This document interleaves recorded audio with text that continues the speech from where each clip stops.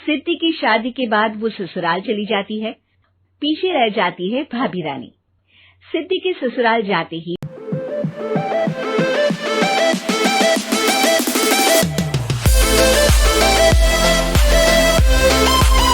भाभी कहती है, अरे वाह जी वाह, सारे कपड़े मेरे। हाय रे पैंट, अरे वाह वाह, मजा आ जाएगा। अरे ये सिद्धि की अलमारी के सामने खड़े होकर क्या बड़बड़ा रही है? जा जाकर देख मेहमानों को विदाई की मिठाई मिली कि नहीं। अब हाँ माँ जी, क्यों नहीं, लेकिन पहले कपड़े तो बदल लूं। अब रानी आ जाती है सिद्धि के उन कपड़ों में जो वो ससुराल जाने से पहले घर छोड़ जाती है। अरे रानी, कुछ दिन रुक जाती। अरे ये तो सिद्धि बिटिया को मैंने ही दिया था, बड़ा ही फबता था उस पर, तुझ पर तो कुछ खास नहीं लग रहा। अब वो ना मेरे सारे कपड़े गीले थे तो सोचा पहन लूं। वैसे भी सिद्धि को कौन सा दिन पुराने आउटडेटेड कपड़ों को पहनना है। वैसे भी ये सूट तो मैंने तभी पहना था, वैसे खास है भी नहीं ये। हाँ ठीक है, लेकिन ना मेरी सिद्धि पर तो जमता था। सारे मेहमान चले जाते हैं और सिद्धि ससुराल से मायके पहली बार आती है। अपना घर, अपना कमरा, अपनी अलमारी। ये बोलकर जैसे ही सिद्धि अलमारी खोलती है तो सामने उसके कपड़ों की जगह कुछ और ही रखा होता है। माँ, ओ माँ, जरा कमरे में तो आना। सास और रानी वहां पहुंच जाते हैं।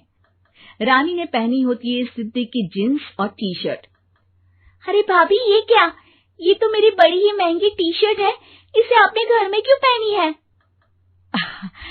अरे बहुत मिलती है दीदी ये चौक की मार्केट में, 150 में। ओ भाभी प्लीज, ये एरोपोस्टल है, 2000 की एक टी शर्ट। ओहो, 2000 में तो दीदी 4 साड़ी आ जाए। अब क्या बोलूं? भाभी, ये मेरी अलमारी में छोटू के कपड़े, तो मेरे कपड़े कहाँ हैं? मेरी अलमारी में? अब दीदी आपको कौन से पुराने कपड़े पहनने थे?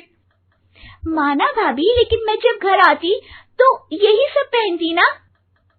अरे तुम तो बड़ी कंजूस हो दीदी।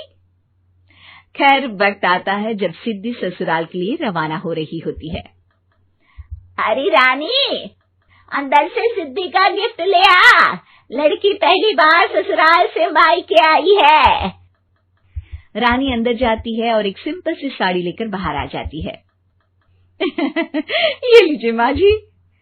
सास बेटी को गिफ्ट देकर ससुराल भेजती है। अगले दिन रानी एक सुंदर सी साड़ी पहनकर सामने आती है। अरे रानी, ये तो वो साड़ी है जो मैंने सिद्धि को देने के लिए दी थी जब वो ससुराल ले जाती, लेकिन ये तूने कैसे पहन ली? अरे माँ जी, ये साड़ी तो मुझे बहुत पहले से ही पसंद थी, लेकिन चिंता ना करिए, मैंने सिद्धि के लिए भी अच्छी सी साड़ी दी है। हाँ। तभी सिद्धि का फोन आता है। क्या माँ, कुछ अच्छा तो दिया होता ससुराल ले जाने के लिए। अरे पहले दिखा दिया होता। ये चमकते हुए पैकेट में नौकरानी वाली साड़ी मत दिया करो माँ। अरे बेटे, वो तेरी भाभी ने ना गलती से उससे पैकेट बदल गया। हाँ, मैं कल ही तेरे भाई के हाथ से तेरा वाला पैकेट भेज दूंगी। अरे रहने दो माँ, आई एम श्योर भाभी ने अभी वही साड़ी पहनी होगी जो तुमने मेरे लिए रखी थी। तुम तो समझ नहीं पाई उनको। खैर छोड़ो, मैं ज्यादा बोलती अच्छी नहीं लगती, रहने दो, आपको उन्हीं के साथ रहना है, फिर बात करेंगे। सास को रानी पर गुस्सा आ जाता है। वो उसके कमरे में जाती है जहाँ वो शादी का एल्बम देख रही होती है। रानी, मार्केट जाकर एक ऐसी ही साड़ी लेकर आ, कल प्रतीक जाकर सिद्धि के घर दे आएगा। अरे क्यों माँ जी, कितनी साड़ी देनी है दीदी को? यहाँ कोई सेल लगी है क्या? अरे चुप कर, मेरे बेटी के हिस्से की साड़ी खुद पहन ली, अब ज्यादा ज्ञान बांट रही है। एक दिन सिद्धि का फोन आता है। माँ, मेरी सास ने आप सबको खाने पर बुलाया है। सारे लोग सिद्धि के ससुराल पहुँचते हैं। खाना खाकर वो लोग निकल रहे होते हैं कि सिद्धि की सास सभी को गिफ्ट देती है। अरे बहन जी, बेटी के घर का खाना खा लिया, यही बहुत है जो आप ऊपर से गिफ्ट भी दे रही है। अरे बहन जी, आप भी कहाँ इन बातों पर विश्वास कर रही हैं। सास सभी को गिफ्ट देती है, लेकिन रानी को जो साड़ी देती है वो अजीब सी हरे रंग की लाल रंग के बड़ी छाप वाली होती है। अरे छी, ये कौन पहनेगा? सासू माँ को तो जरी वाली इतनी सुंदर, और मेरे लिए ये नौकरानी वाली।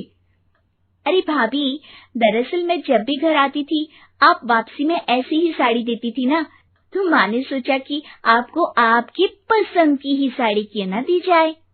बेचारी रानी, बोलती भी तो क्या।